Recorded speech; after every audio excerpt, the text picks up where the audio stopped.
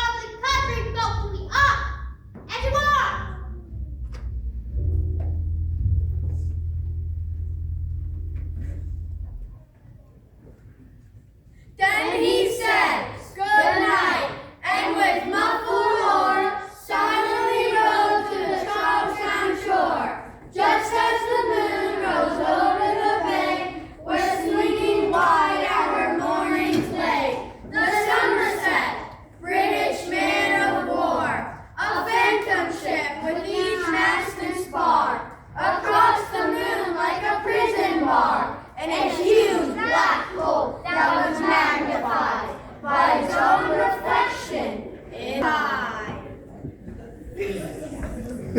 Meanwhile, his men, through alley and street,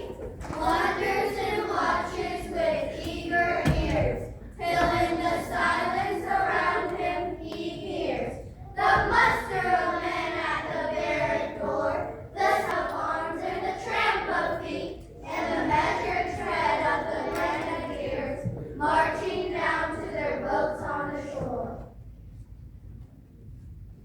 Then he climbed to the tower of the old North Church, by the wooden stairs with stealthy tread, to the free chamber overhead, and startled the pigeons from their perch on the somber rafters that round him made masses of moving shapes of shade, by the trembling ladder steep and tall, to the highest window in the wall, where he paused to listen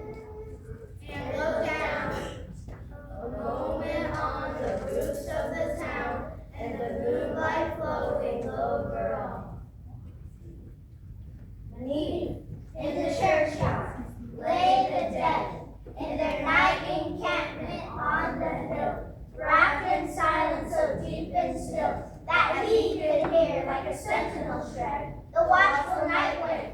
as it went, creeping along from tent to tent, and seeming to whisper,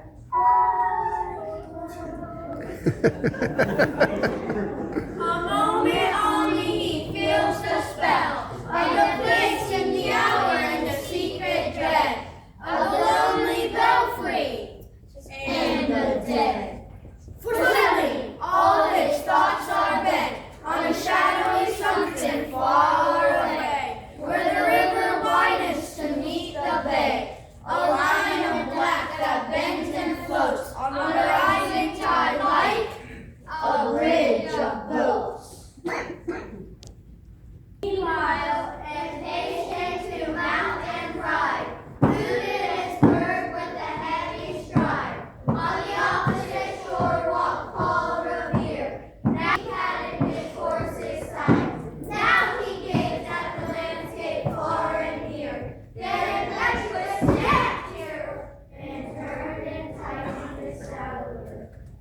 But mostly he watched with eager search the belfry tower of the Old North Church, as it rose above the graves on the hill, lonely and spectral and somber and still. And lo!